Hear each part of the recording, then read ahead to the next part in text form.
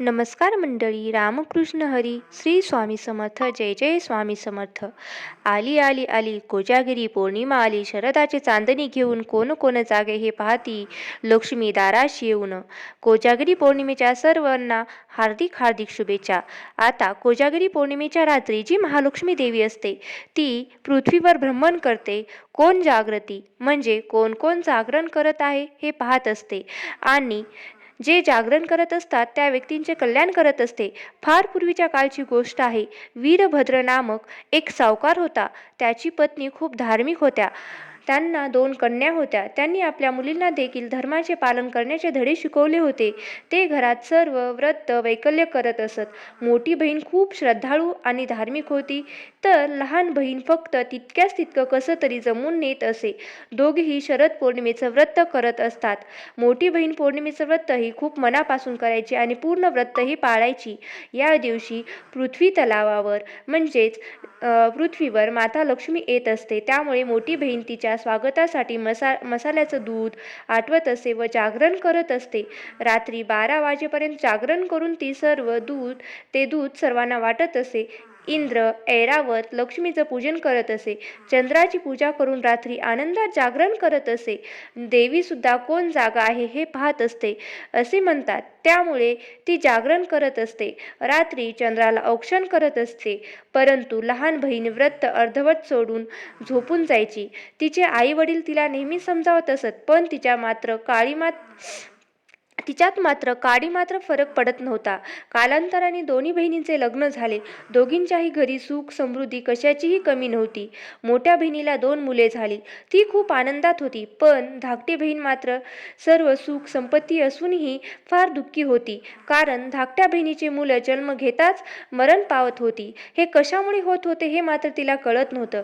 त्यामुळे तिने एका तपस्वी ऋषीमुनींना बोलवून घेतलं आणि आपली व्यथा त्यांना सांगितली आणि त्यांना कारण विचारलं. तेव्हा ऋषीत म्हणाले, मुली, तू पौर्णिमेच्या दिवशी व्रत जे करत होतीस ते अपूर्ण करत असल्यामुळे तुझी ही दशा झाली आहे आणि तुझ्या मागे ही दशा लागली आहे. तुझ्या मुलांचा अकाली मृत्यू होण्याचं कारण हे तर आहे. हे सारं ऐकून धाकट्या बहिणीला आपण केलेल्या चुकीची आठवण झाली. तिने पुन्हा हात जोडून त्यावर मार्ग काढण्यासाठी ऋषींना सांगितले. तेव्हा ऋषी म्हणाले, मुली, तू पौर्णिमेच्या दिवशी योग्य प्रमाणे व्रत जर केलीस तर तुझी मुलं जिवंत होतील. त्यानंतर ते ऋषी तिला आशीर्वाद देऊन निघून गेले. ऋषींनी सांगितल्यानुसार वीरभद्राच्या धाकट्या मुलीने विधीचं पालन करून शरद पौर्णिमा म्हणजे कोजागिरी पौर्णिमेचं व्रत केलं. काही काळानंतर तिला मुलगा झाला, पण तोही लवकरच मरण पावला. तेव्हा मात्र ती खूपच दुःखी झाली. इतकं सारं व्रत वैकल्य करून देखील माझ्या नशिबी पुन्हा दुःखच आलं. तिने मृत झालेल्या मुलाला पाठीवर झोपवलं आणि कपड्यानं झाकलं. आपल्या बहिणीला मुलगा झाला म्हणून तिला भेटण्यासाठी मोठी बहीण आली होती. बहीण आपणास भेटावयास आली आहे म्हणून तिने मोठ्या बहिणीला बसायला जागा दिल्या. मोठी बहीण बसणार इतक्याच तिचा स्पर्श त्या मृत झालेल्या बाळाला झाला आणि तो मुलगा रडू लागला. मोठी बहीण रागानं म्हणाली, मी जर या मुलाच्या शरीरावर बसले असते तर तो मुलगा मरण पावला असता. यावर धाकटी बहीण म्हणाली, तो तर आधीच मेला होता. तुझ्या स्पर्शाने आणि पुण्यकर्माने तो आता जिवंत झाला आहे. आपण दोघी बहिणी शरद पौर्णिमा व्रत करायचो, पण ते तू पूर्ण करायचीस आणि मी ते अर्धवटच सोडून द्यायचे. माझ्या चुकीमुळे माझी मुलं जगत नव्हती, पण तुझ्या पुण्याईमुळे आणि पुण्यकर्मामुळे माझं मूल जिवंत झालं आहे. या प्रसंगानंतर दोन्ही बहिणींनी संपूर्ण नगरात ही कथा सांगितली.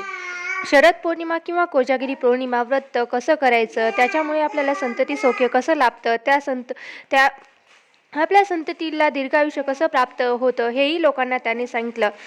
तेव्हापासून हे व्रत मोठ्या प्रमाणात केलं जाऊ लागलं. लग्न झाल्यानंतर पहिल्या शरद पौर्णिमेपासून हे व्रत सुरू करावं.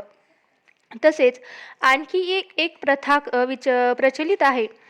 प्राचीन काळी मगध देशात वलित नावाचा एक ब्राह्मण राहत होता. तो खूप संस्कारी होता, परंतु तो खूप गरीब होता.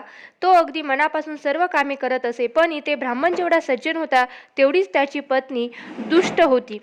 तिला आपण गरीब आहोत या गोष्टीचा नेहमी दुःख होत असे. आपल्याकडे चांगली धन दौलत असावी, आपणही श्रीमंत असावं. ती ब्राह्मणाच्या गरिबीमुळे त्याला दररोज त्रास देत असे. संपूर्ण गावात ती त्याच्या पतीची निंदा करत असे. पतीच्या विरुद्ध आचरण करणे हाच तिने धर्म मानला होता. एवढेच नाही तर पैशाच्या हव्यासा पोटी ती आपल्या पतीला चोरी करण्यासाठीही प्रोत्साहित करत असे. एकदा श्राद्ध करताना ब्राह्मणाच्या पत्नीने पूजेमध्ये ठेवलेले सर्व पिंड उचलून एका विहिरीत फेकून दिले. पत्नीची अशी वर्तणूक पाहून ब्राह्मण खूप दुःखी झाला आणि तो जंगलात निघून गेला. जंगलात निघून गेल्यानंतर रागाने तो एका झाडाखाली बसून राहिला. रात्र झाली तरी तो घरी यायचं काही नावच घेत नव्हतं, म्हणजे त्याचं मनच काही होत नव्हतं. जशी जशी मध्यरात्र होत होती तेथे एक नागकन्या आली. ती त्या दुःखी बसलेल्या पाहून ब्राह्मणाला विचारली, तुझ्या दुःखाचे कारण काय? तेव्हा त्याने सर्व हकीकत सांगितली आणि आपल्या गरिबीपणामुळे आपली पत्नी आपल्यावरती कशी वैतागली आहे हे देखील त्याने सांगितले. त्या दिवशी आश्विन मासातील पौर्णिमा होती. तेव्हा नागकन्येने त्याला शरद पौर्णिमा म्हणजेच कोजागिरी व्रताची माहिती सांगितली. तिने सांगितले, शरद पौर्णिमेच्या दिवशी करायच्या व्रत रात्री लक्ष्मी देवीची आणि ऐरावत अवतार बसलेल्या इंद्राची पूजा करावी, उपासना करावी, पूजन करावे व जागरणही करावे. या तिन्ही अंगांना या व्रतात सारखेच महत्त्व आहे. या व्रतात रात्रीच्या पहिल्या प्रहरी लक्ष्मी, इंद्र यांचे पूजन करावे, मग त्या दोघांना पुष्पांजली समर्पित करावी. अशी पूजा झाल्यावर पोहे व नारळाचे पाणी देव व पितरांना अर्पण करावे, आप्तेष्टांना द्यावे, चंद्राला आठीव दुधाचा नैवेद्य दाखवावा. अशा प्रकारे नागकन्यांनी ब्राह्मणाला रात्री जागरण करून लक्ष्मी प्रसन्न करण्याचे कोजागर व्रत करण्यास सांगितले. ब्राह्मणाने ते व्रत विधिव्रत केले. या व्रताच्या प्रभावाने ब्राह्मणाला अपार धन संपत्ती प्राप्त झाले. भगवती लक्ष्मीच्या कृपेने त्यांच्या पत्नीची बुद्धी शुद्ध झाली आणि ते दाम्पत्य सुखाने संसार करू लागले. पौराणिक कथानुसार शरद पौर्णिमेच्या दिवशी माता लक्ष्मीचा जन्मदिवस मानला जातो. ज्या दिवशी ती समुद्र मंथनातून प्रगट झाली होती. कोजागिरी पौर्णिमेच्या रात्री चंद्र आपल्या संपूर्ण 16 कलांमध्ये असतो. चंद्राची किरण विशेष अमृतमयी असतात, गुणांनी युक्त असतात.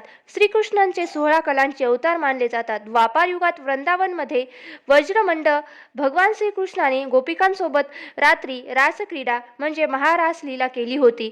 वृंदावनात निधिवनात आजही श्रीकृष्ण आणि गोपिका रासलीला रचतात अशी मान्यता आहे. त्या विशेष प्रसंगाची आठवण करून वैष्णव संप्रदायाचे भक्त राजोत्सव साजरा करतात. श्रीकृष्ण आणि राधाची विशेष उपासना केली जाते. मध्यरात्री कोजागिरीचा उपवास करतात. दूध आटवून मध्यरात्री अगदी 12चे चंद्रप्रकाशात ते सर्वजण प्राशन करत असतात. चंद्रप्रकाशात असे आठवलेले दूध म्हणजे अमृतच होय. जो कोणी तोपर्यंत जागेल त्याला त्या अमृताची प्राप्ती होईल, अन्यथा नाही. अशी ही आहे. रात्री 12 वाजताची अश्विनी अप्सरा येऊन विचारतात की जागृती म्हणजे कोण कोण जागा आहे आणि जो जागा आहे तोच तो अमृत त्याला ती देत असते, अशी ही कथा आहे. भगवद्गीतेत असे म्हणतात, कोण कोण जागे आहेत. या निशा सर्व भूतानी तशा जागृती संयमी, यशा जागृती भूतानी ना निशा पश्यतो. श्लोक 69 अध्याय 2. भौतिक लाभाकरता तर सारेच जण जागृत असतात, परंतु संयमी त्या लाभाकरिता झोपलेला असतो, म्हणजेच उदासीन असतो. परंतु ज्या अध्यात्म प्राप्तीकरता इतर निद्रिस्त असतात तेव्हा संयमी जागृत असते. म्हणून कोण जागतो? को जागृती. जो संयमी साधक आहे तो अशा साधकालाच अमृतत्व प्राप्त होते. कोजागिरी पौर्णिमा तुमच्या आयुष्यात सुख, मांगल्य, समृद्धी, दीर्घायुष्य घेऊन येणारी ठरो, हीच मी स्वामींचरणी प्रार्थना करत आहे. कोजागिरी पौर्णिमेच्या तुम्हाला खूप खूप शुभेच्छा आणि तुमच्या परिवारांना मी खूप खूप शुभेच्छा.